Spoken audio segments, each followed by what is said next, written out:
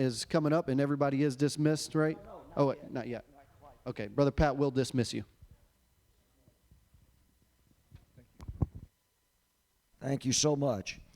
Glad to be part of a church where things are happening, where we're doing projects to bless the community. Brother James feels led to start the Bible school up again. He told me that God spoke to him about that. And so we're going to do it if we have enough response. I'm not going to tell you, but I've kind of prayed. I found something in the Bible. I want to have at least this many people before we start doing it. And I mean, I can always find one or two to sit and talk the Bible with. But if we're going to have regular classes, I want some commitment from the congregation. Now, I'm not going to tell you when we're going to do it or what day of the week the classes will be. We'll be discussing all that. Or what the curriculum will be. We'll discuss that in a meeting that I will announce.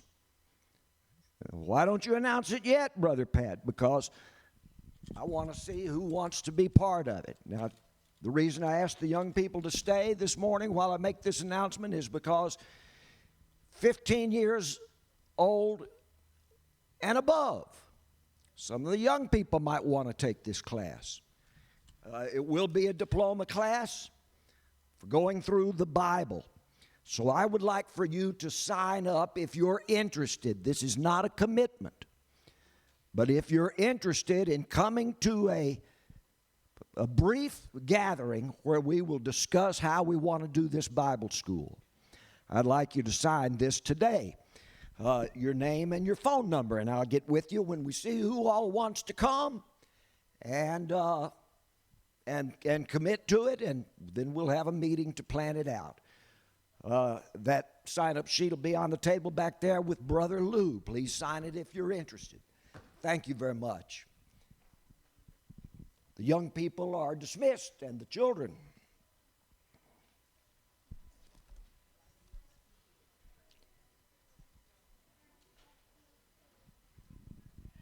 Good to have some visitors here. God bless you all. I hope everyone feels welcome.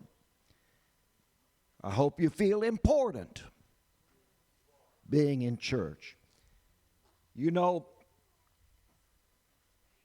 the family of God is the place where no one is important unless everyone is important.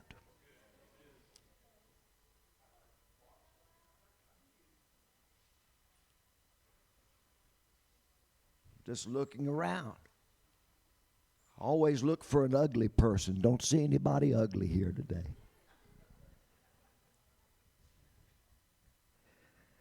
We're going to start where we left off. We're in Genesis chapter 42.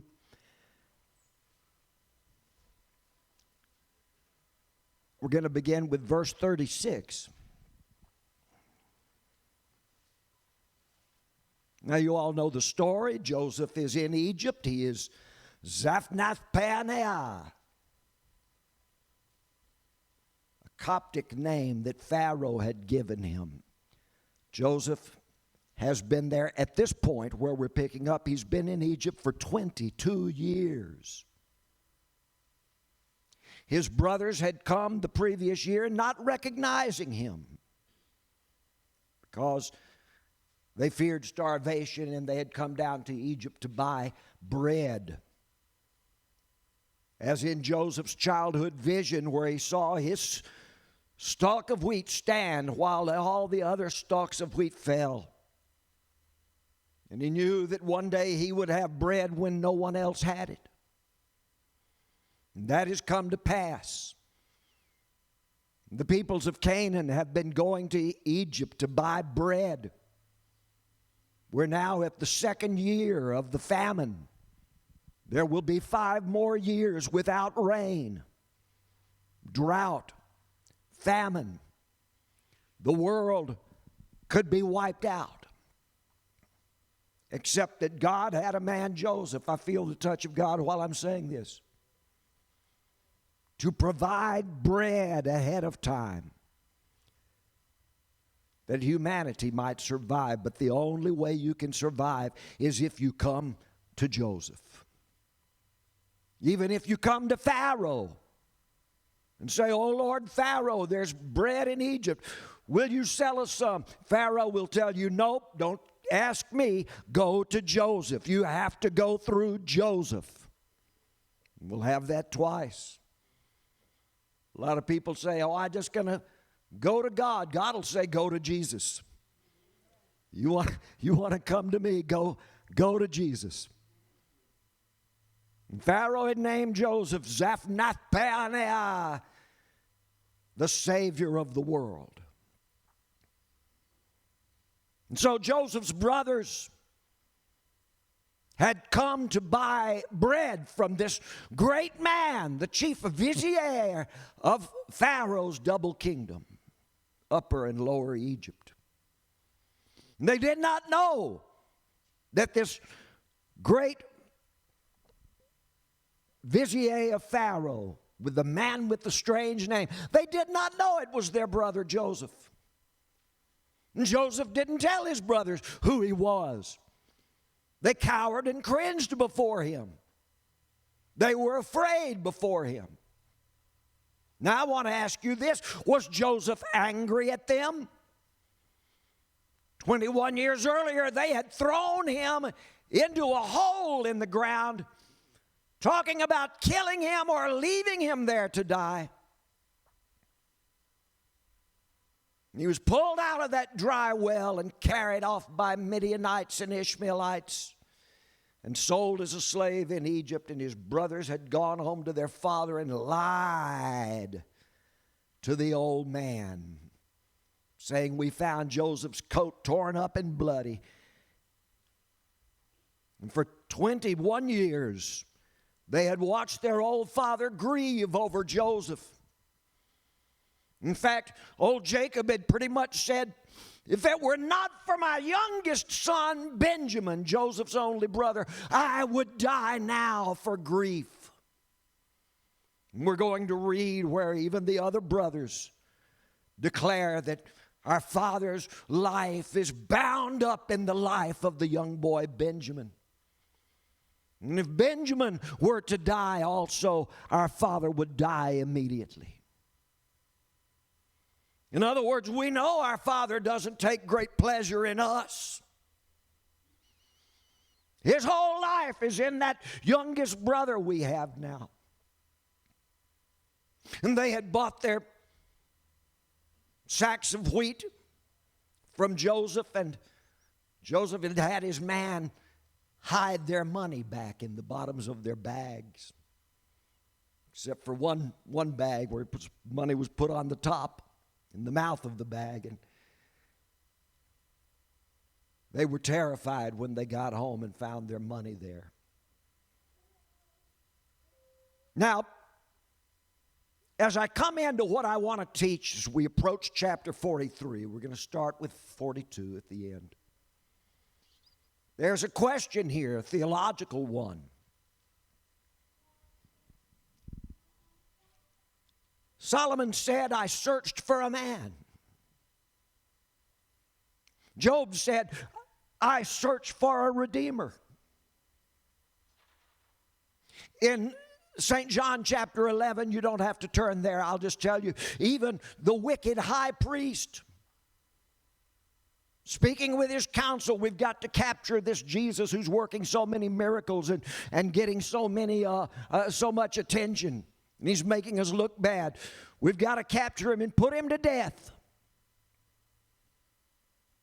And John writes and says the high priest didn't know what he was saying. He wasn't a good man. But because he was high priest, God spoke through him when he said these next words. "For it is meet," the old high priest said, "that one man should die for the sake of the whole nation." Throughout the Bible, we see people searching for one who will represent us all. There's this principle of representation. I hope I'm making sense to you. When the Pharisees gathered together and found a woman of ill repute and brought her to Jesus and said, "What will we do with this adulterous woman? She's caught in the very act of adultery." Moses said, "We must stone her to death." But we've heard you teaching some questioning things that make us wonder. So we thought we'd ask you, what do you say we should do with this woman? Should we do what Moses said or have mercy on her? Because we notice you pardoning such people and telling them that God pardons them and that their sins are forgiven. Now we ask you openly in front of this big crowd of people, will you defy Moses and tell us that we should just pardon this woman when Moses said she must be stoned to death? Now, Jesus could answer this question in several ways. He could have said, well, if you stone her, you're disobeying Moses, because when Moses wrote that, he said if there's adultery, you must bring them both, the man and the woman, to trial. And when they both, the man and the woman, are found guilty, then you will take them out, both out, the man and the woman, and you shall stone them both. He repeats it the fourth time, the man and the woman. You can't stone the woman without the man. Good argument he could have made, but he didn't even go there. He went deeper than that. Jesus went into their very hearts, and he said something that I would call the principle of representation. He said, yes, I guess since Moses said it, this woman should be stoned. And you can go ahead and pick up your rocks and get ready to stone her, but since you've asked me my opinion, here's how I would tell you to do it. Figure out which one of you is going to throw the first stone. Bill said, first stone? Moses didn't write nothing about a first stone. He said, yeah, but you didn't ask Moses this morning. You came and asked me. I'm telling you, I want to know who's going to throw the first stone. They said, well, why would that matter? And Jesus said, because the man among you who throws the first stone must himself be without sin. Now, there's a large group of you. I'm not asking for all of you to be examined to find out if you're sinless or guilty or what's in your hearts. But we're going to put one of you on trial. We're going to examine one man. We're going to turn the spotlight on one man and see if he is without sin. Now, if your group can produce just one to represent the rest of you, and if that one can be found guiltless and without sin somehow, then he will represent the rest of you. If one of you is worthy to throw the first stone, the rest of you don't have to be worthy, and you can throw all the stones you want. I'm just asking you to produce one of your ilk who would be worthy to do it. And then Jesus stooped down and began to write in the dust. I don't know what he was writing, but I bet it was something like, and I searched for a man. I searched for a faithful witness, and none was found. From Proverbs, you know. And they all looked at one another, and one of them said, I don't know how long this is going to take, but my wife's waiting on me. He left. And another one whispered to another, said, why don't you be the one? And the guy said, oh, well, you know, I could, but I don't want to put myself up like that. You do it. One by one, they all found reason to walk away. And Jesus was left there alone with the woman. And, of course, Jesus is the only one who could have thrown the stone, and he chose not to. But still, a principle was stated that they could not come up to. And it's the principle of representation. One who will represent all the others. Just one. Nobody else has to be perfect if you, from your crowd, can produce just one perfect person. And that one perfect person will stand before God representing all the rest of you. And if God finds him perfect because he came from all of you, his perfection will count for all of you.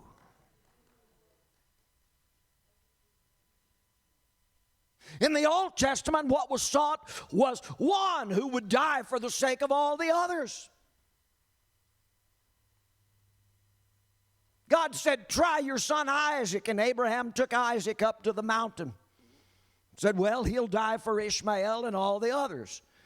You called Isaac the chosen one, the chosen son. Now I know what he's chosen for. Isaac is chosen to be sacrificed for all the others. And Abraham lifted up the knife. You know the story. We went over it some months ago. To kill Isaac, and the angel of the Lord stopped him. Why? A lamb was substituted in Isaac's place. What this is that even though Isaac is the best you can find, Abraham, he still isn't good enough to pay the price for all the others. And we can go through story after story. Where is the one who can be sacrificed for all of the others? The story of Joseph that we're reading here, Joseph's brothers chose to put him down in that hole. Now here they are years later, trembling before Joseph, who is covered with glory and power now. And they don't know it's him. Last time we saw him, they will say, he was nailed to a cross and put in the ground.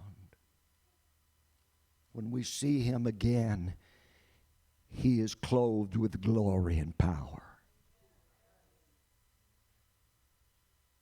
We're told in the Bible that when we see Jesus again, we will look upon him whom we have pierced.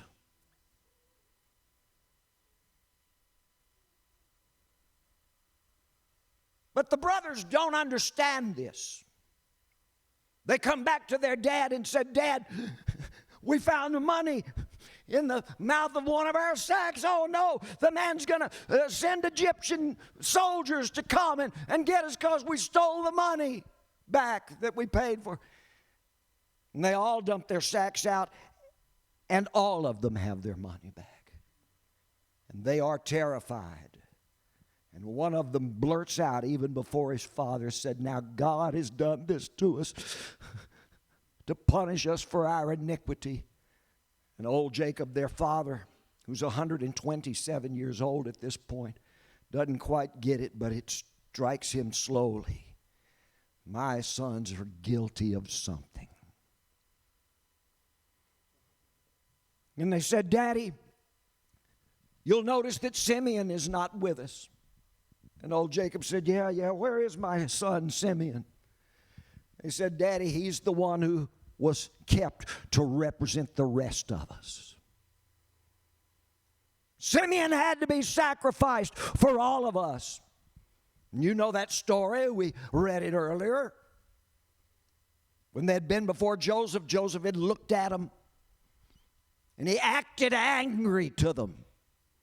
But we know he wasn't really angry. He loved them, even though he knew they hated him. And if they knew he were Joseph, they would hate him. And Joseph had turned his face and wept and had to recompose himself because he loved them. But they had to understand where their wrong was. And Joseph had said, we're going to pick one of you. Let that one go back to your father. You say you've got a father, an old man, and you've got a younger brother back home. I'm going to put all of you in prison except one. Send that one back. You figure out which one among you will be the one to go back. And he put him in prison for 3 days, and they talked, and they decided Simeon would be the one. When Joseph called them to stand before him again, they said, yeah, we chose this one, Simeon. He'll go back to tell our father what you said. And Joseph said, well, if he'll go back, All of you will stay in prison until he brings your younger brother back so that I'll have proof that you're not a bunch of liars. I want something to corroborate your story.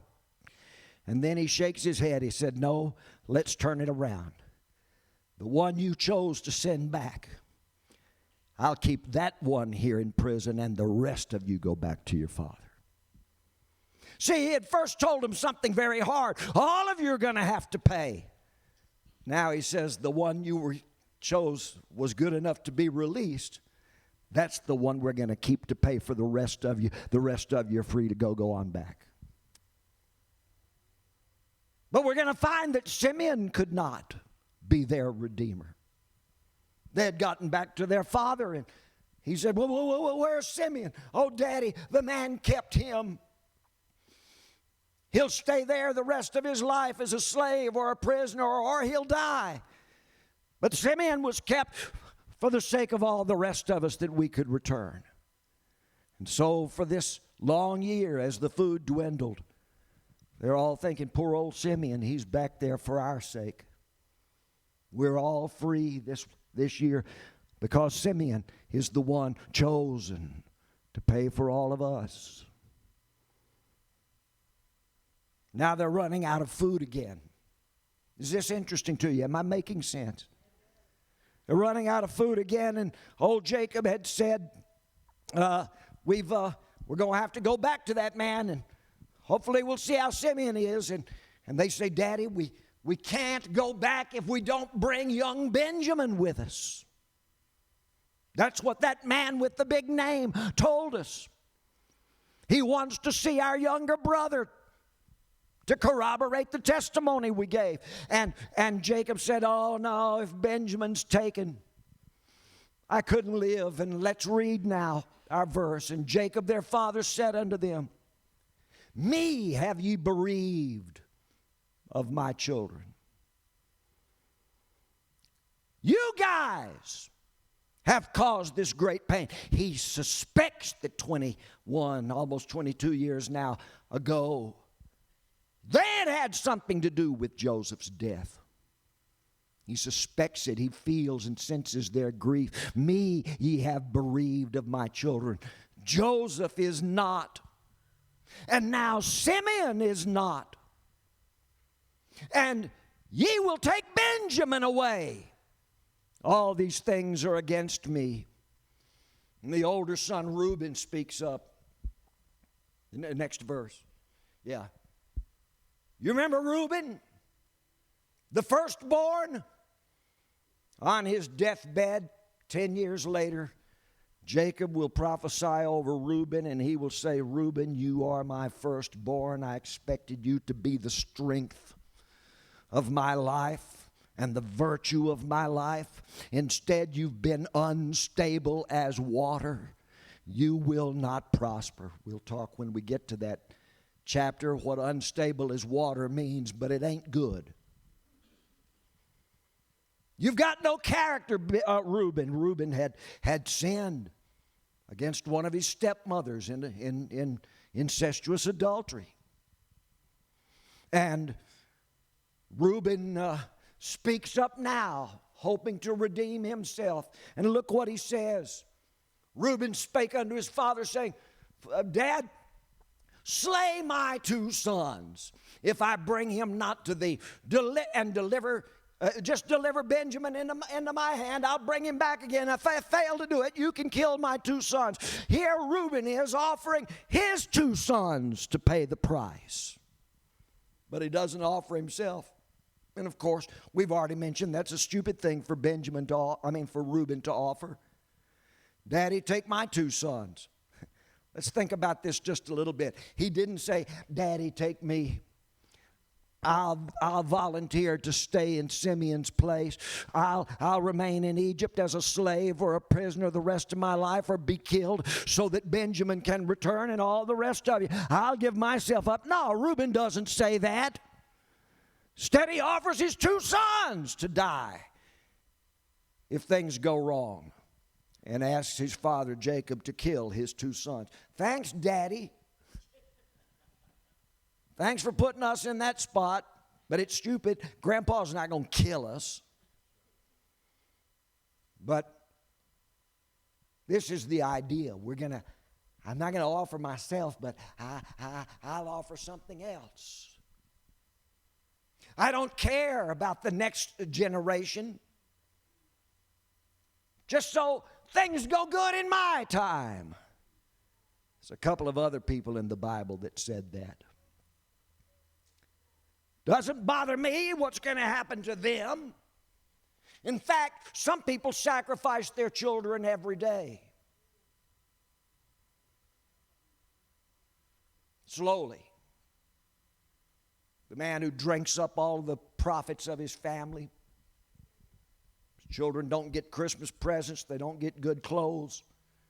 They don't get so many of the things they need. They'll be ashamed in life. Daddy's never around to help them with homework. Daddy's never around to encourage them. Daddy's never around when they play their little sports games and stuff.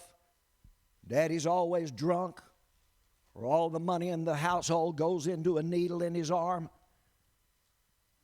That man's sacrificing his children. I don't really care what happens to them, just so I get what I want right now. I can go on and on about this.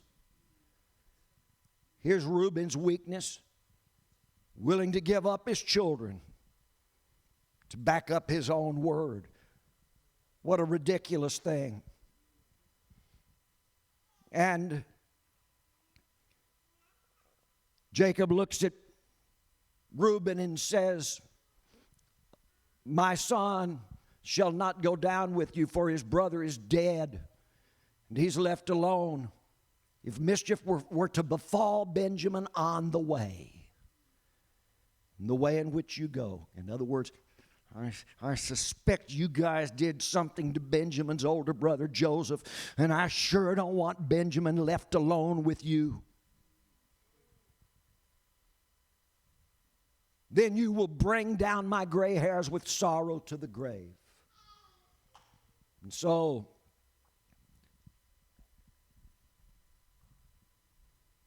Simeon is going to be set free. They didn't all have to pay the price. Simeon's back in Egypt in the prison paying the price as far as they know. Now they're afraid Simeon will be set free, but Benjamin will have to stay there and pay the price for all of them. Reuben says, let my two sons pay the price for all of that. Who's going to pay the price? When we get to the end of this wonderful story, none of them had to pay it. They'll all be free because one had already paid the price. Who was that one? Joseph himself, the one they had put in that hole in the ground. He had been put in the hole in the ground. He had been sold as a slave. He had been kept as a captive. He had been made a servant. But now he's risen up in great power and glory.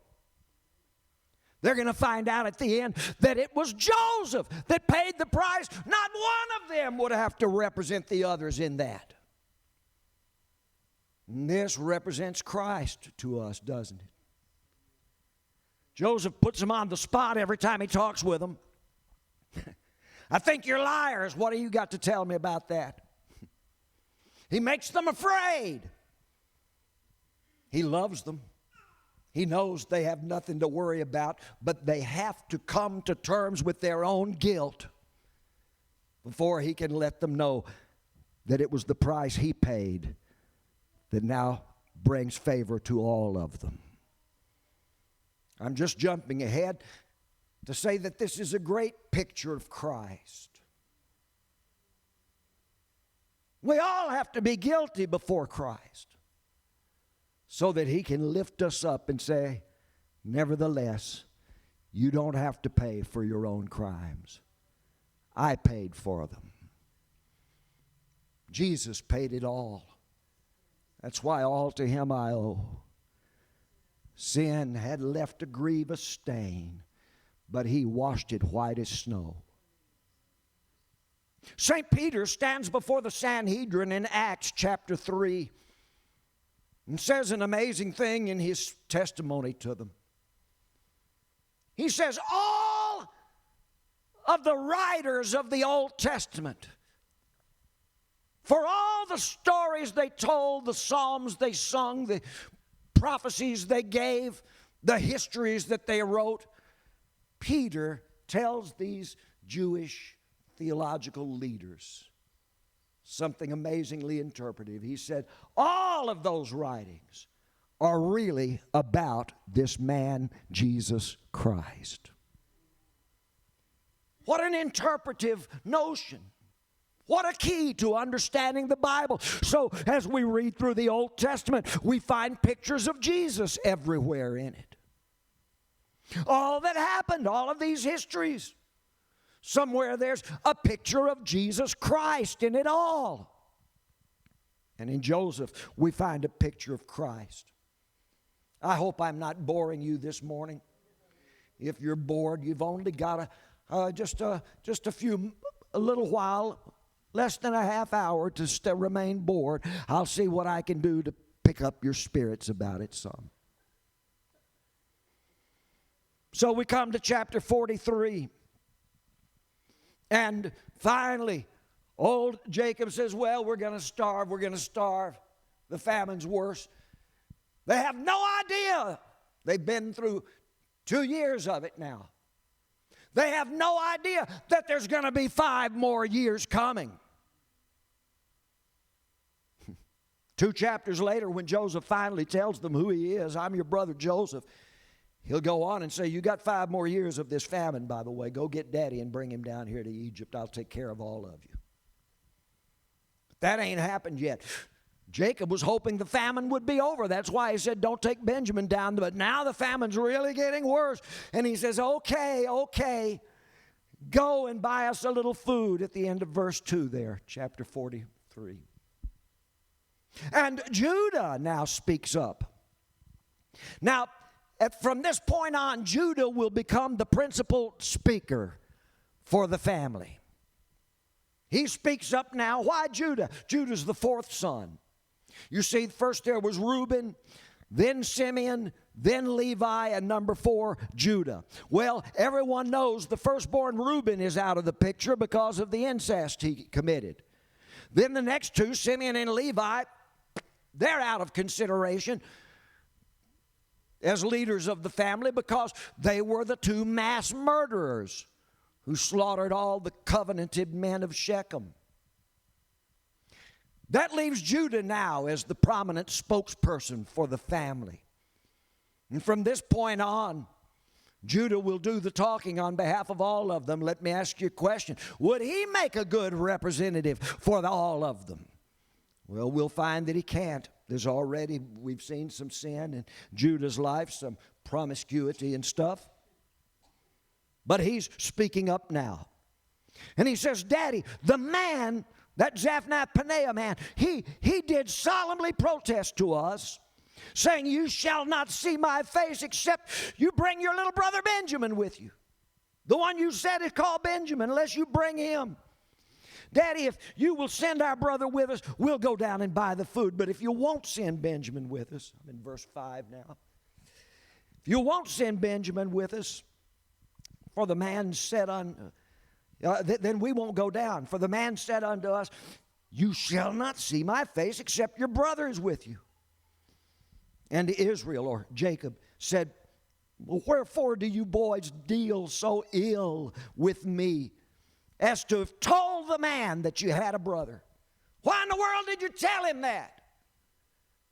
And they say, well, Daddy, the man asked us straightly out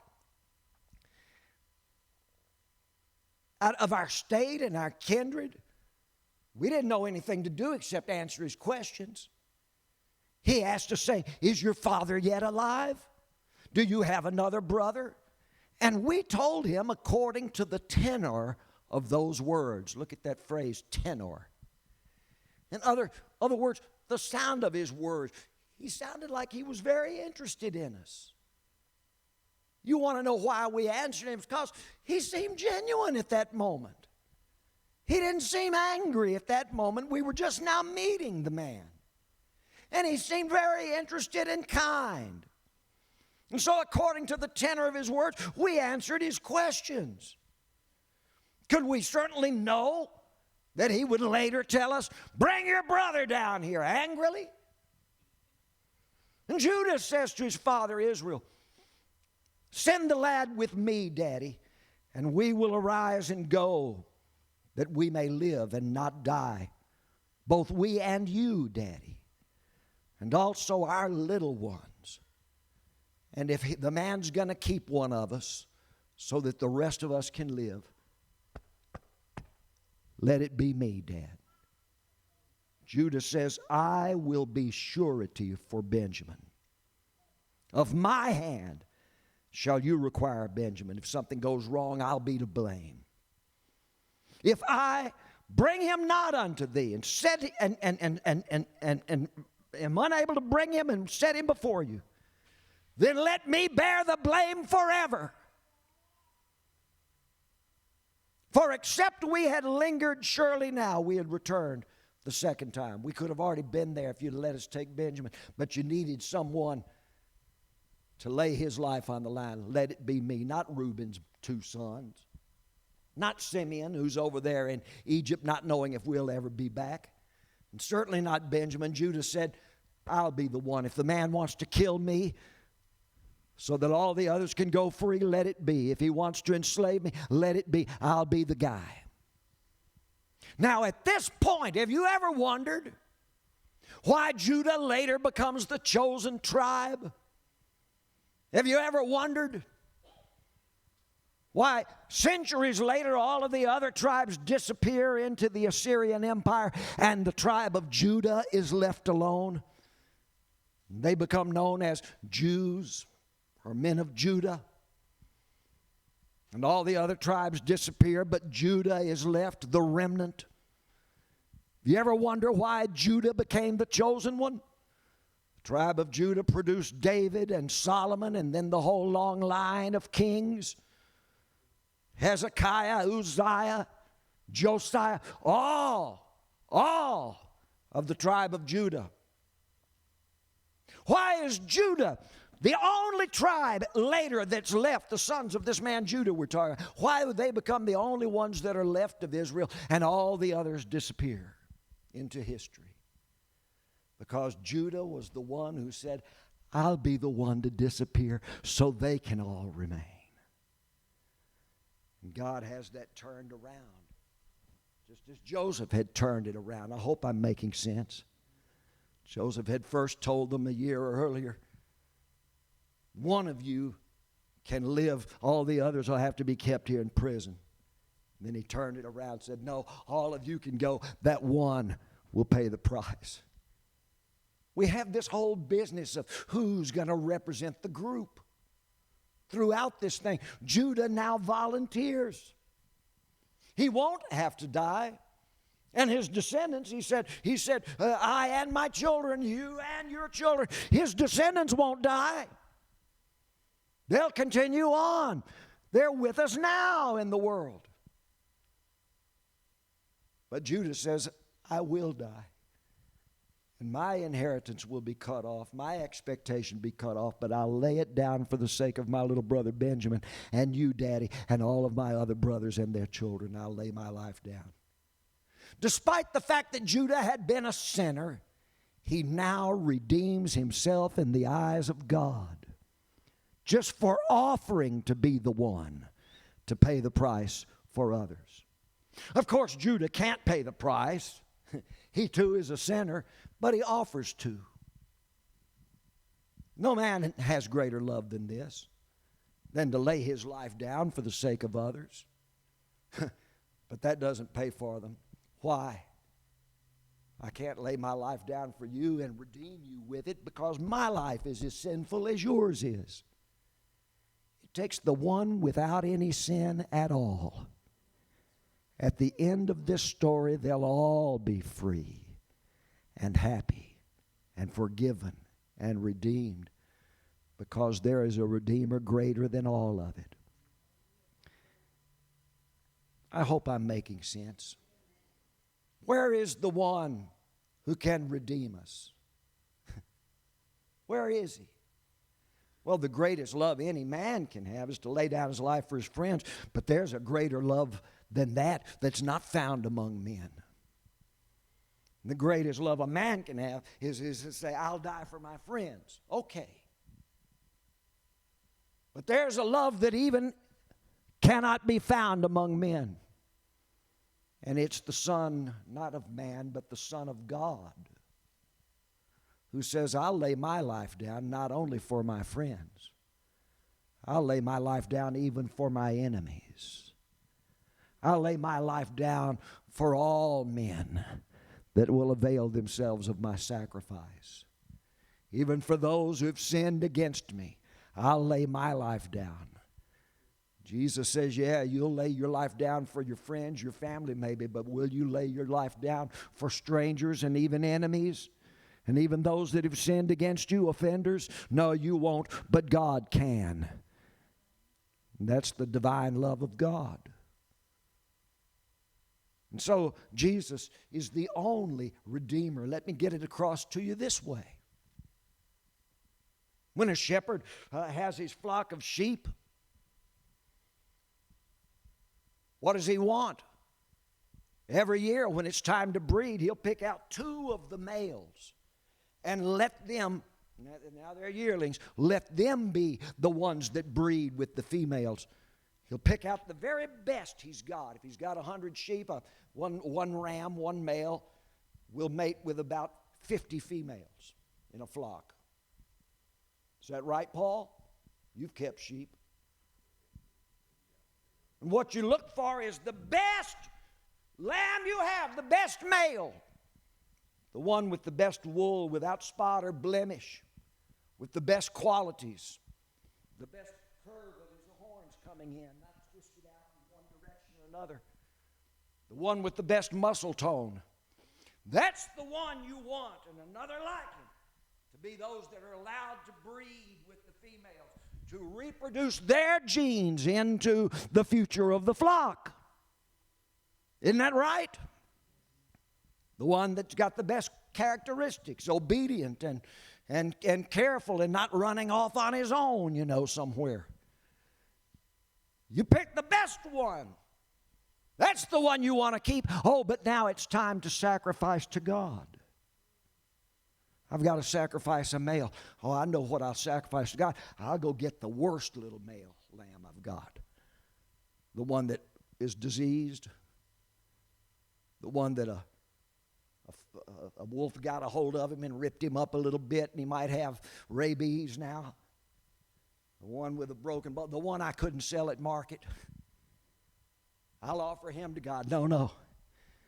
God says, go to the best of your lambs. Find the one perfect without spot or blemish. The one you would want to keep. The one who ought to stay alive. Sacrifice that one to me. And an inferior one will be left to breed among you. Well, that's the principle we find only in Israel. Other nations that sacrifice their worst to their gods. In Israel, you sacrifice your best to your God. Can you understand what I'm saying? Among all those that have walked this earth, there's only one that deserved to go on living. And that was Jesus. The rest of us, all because of sin, all deserve to die. He deserves to live. Yet here's the great principle of the Bible. He who alone deserves to live, nevertheless dies, so that all the others who deserve to die might nevertheless live. Pardon me for screaming at you, but it's this thing of representation. Can Judah be the one? He offers himself to be, and because he offers it, he'll be pardoned of all of his previous sins. The Lord doesn't ask you to die for the sake of others. He only wants to see it in your heart that, like Judah, you would offer yourself for others. You would lay your life down daily. You'd be crucified, so to speak, with Christ. You would die even daily for the sake of others if God sees that in your heart. He says, I'm glad you've got that, but you don't have to. I've already done it.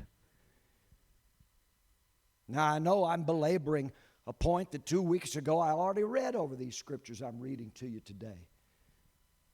But I wanted to really push this through. You'll find all through this idea of who can represent the whole. What individual can represent the others? So we come to verse 11. And their father Israel, or Jacob, says to them, if it must be so now, do this. Take the best fruits of the land in your vessels and carry down the man a present. Somebody said, Brother Pat, I thought it was time of famine. How can they harvest fruits of the land to carry down? Well, notice, he doesn't send them any meat.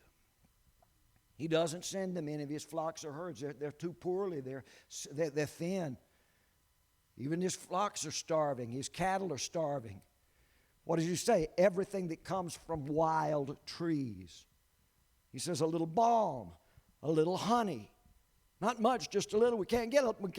We can get a little. Some spices, some myrrh, some nuts and almond. These are all things that grow on wild trees in Palestine, in that region of Canaan. Go out to the trees. You can't go out and get milk. You can't get butter. You can't get meat. But you can go gather a few wild things. Pistachios, that's the nuts he's talking about, and some almonds. Pistachio trees grow wild in Palestine. Some honey. You might find a little honey, a little honeycomb where bees are still buzzing in a tree somewhere. Go get whatever we can find. So these are,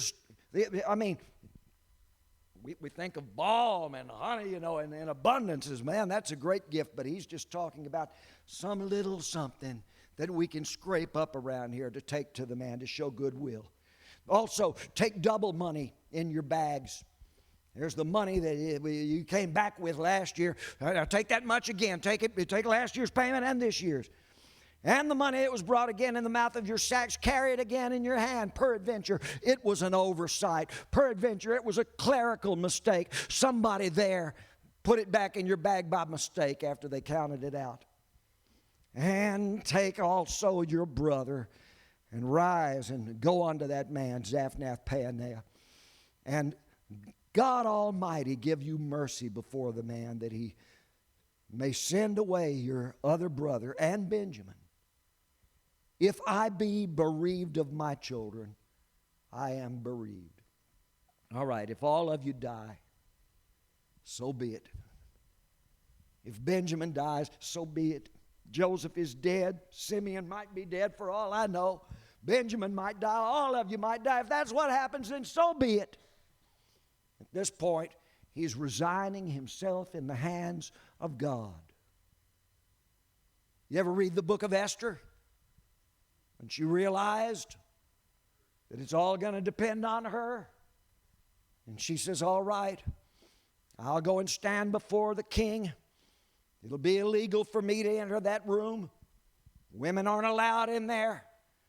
And it's a death penalty for a woman to go in unless he extends me a special pardon. But she tells Mordecai, if I perish, I perish. David fleeing Jerusalem as his son Absalom approaches with a huge army to take the city and to murder his own father David. David makes it to the top of the Mount of Olives before going down toward the desert. He looks back at the city and he tells Zadok the priest, don't bring the Ark of the Covenant along with me. Just taking the ark with me won't protect me, don't you remember? God always protects the ark, but he didn't always protect people that transported the ark. Uzzah fell. The men of Beth-Shemesh fell. Hophni and Phinehas fell, thinking that if they had the ark with them, everything would be all right. David said, no, carry the ark of God back into the city. The people need to know it's there. They had brought it out thinking it would protect David, you know. David said, as for me, get this. Am I making sense to you? Is this worth hearing? David said, as for me, if I found favor in the eyes of the Lord, then he will bring me back to this place and restore me to the throne. But if for some reason, and I can think of some reasons why I would have lost God's favor, and if not, then I'm doomed anyway. I'm in God's hands. Whatever happens will happen. I can give you a few more incidents of someone resigning themselves to the hope that maybe God will save me, maybe not. Shadrach, Meshach, and Abednego said that. We don't know if we'll survive this. Nothing more we can do or say. So I put myself in God's hands. If I perish, I perish. Jacob said, if I end up losing all of you, then so be it. But I trust in God. You reach a point, and I'm going to have to be closing here with this. As the boys begin to travel back to Egypt the second time. Am I taking too long to tell this story? I'm in my 5th sermon about it. As the boys travel back towards Egypt, there's Jacob, their father, alone in the tent without even Benjamin to comfort him. And he says, if they never come back, if I am bereaved, then so be it. I'm in your hands, O God. We'll all reach a point somewhere where we have to simply say that. I've done all I can do. I've done some of it wrongly. I've done some things I shouldn't have done. I have not done some things I should have done. But even if I'd done everything perfectly, I couldn't save myself. So, dust that I am, I fall back into your hands, O God. I deserve to perish, but I hope for redemption because I trust in you. These things and other such things are seen in this story. We'll get a little more look at the psychology of these boys as they stand before Joseph when they get there and they murmur among themselves and don't know that he understands their language. There'll be more of that. There'll be more of his weeping. There'll be the strange picture of the silver cup. When Joseph sends them away, we're coming to it. He'll take his silver cup and put it in the sack of grain that belongs to Benjamin. And for that silver cup, they'll be brought back, and we'll look at the significance of the silver cup. The cup of the cupbearer. The cup that King David would sing about. My cup runneth over. We'll look at the meaning of the cup and discuss it. I'm looking forward to that. We'll look at not only the psychology, but the poetry and the theological significance of this. I'm all finished. I hope you got something out of this message today. It's good that you do everything you can to try to redeem others, but in the end, only Christ can do it. None of us can redeem ourselves. Where is the man? Well, finally we found him. Behold the man. Even the sinner Pontius Pilate cried that out. Behold the one. God bless you. Thank you for your attention this morning. Pastor James, don't forget to sign up on that sheet to let me know if there's any interest out here at all for that. And then we'll go from there. God bless.